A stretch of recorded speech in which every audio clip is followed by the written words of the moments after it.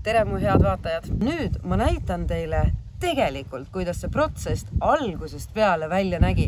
Aitäh mu sõbrad, aitäh kõik, kes te mul abis käisite. Kõik sai alguse terrassi eemaldamisest. Tähelepanelik kuulaja saab juba aru, et keegi veel möllab akutrelliga kõrval. Täpselt nii see oligi. Ja eks ma ise ka nokkisin, aga suurema töö tegi ära hea sõber Lauri. Õhtuks saabus juba suurem meeskond ja terrass sai kõik eemaldatud ning kruvid laudadest välja nokitud. Siis ma võtsin kätte labida, et näidata, kuidas ma vundamenti lahti kaevan. No ega ikka ei kaeva küll. Selleks on Tom.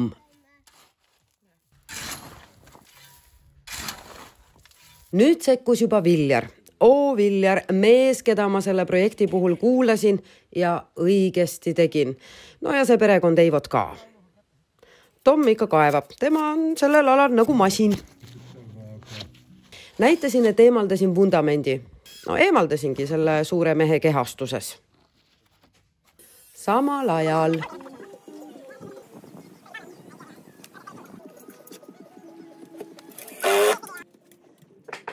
Kui me sõpradega kokku saame, siis tööriistadest meil puudust ei tule. Maja sai ette valmistatud ja siis tulid Villa ja Vahuvennad.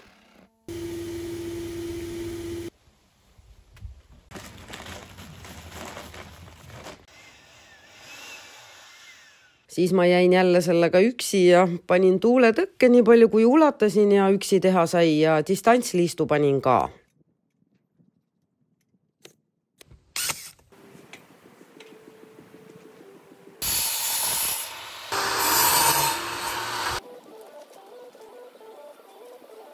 Terrass tagasi, nii on ühel pool külge parem tegutseda. Siin hakkas jälle raske kahurvägi appi saabuma. Esimesena jõudis kohale terrassi paigaldaja.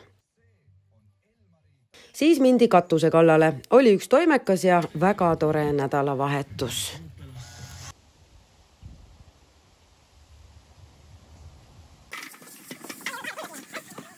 Ma väidan täna, et voodrilaua panekuga saab ise hakkama küll, aga see võtab tohutult aega.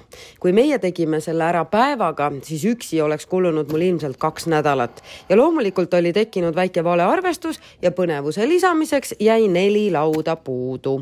Tõrge! Tõrge! Jah, kui kompressor peab täis.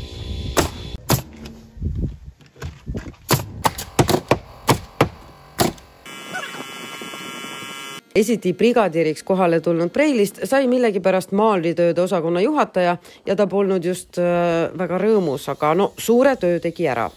Need on siis nurga- ja aknapõselauad, voodrilaud sai tellitud värvituna. Ella, siin on ka vool sees või? Ja aknapõsed, vot need tegin ma nüüd küll kõik ise. Oli selline mõnus mõõda lõika pane tegemine. Muide videot vaadates ma avastasin, et lasen juba kruve ühe käega. Ma arvan, et selle eest võiks nüüd mingi sertifikaadi mulle juba väljastada. Tase tõuseb.